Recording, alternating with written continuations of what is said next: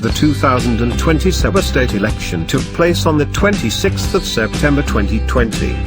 This election is to elect 73 members of the 16th Sabah State Legislative Assembly. We praise God that the 2-week election campaign went smoothly without any untoward incident reported. On polling day the weather was clear with no rain the whole day.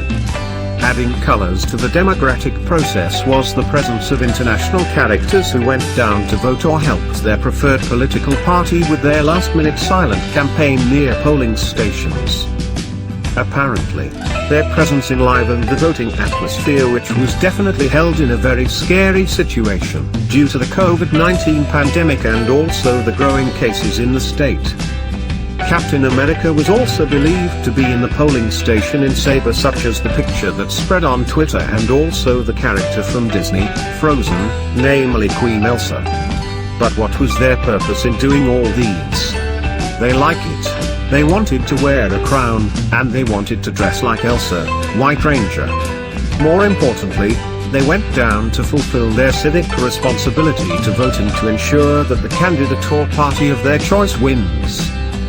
If the goal was to get attention, it was good because they have succeeded, and we hope that the candidates of their choice have won.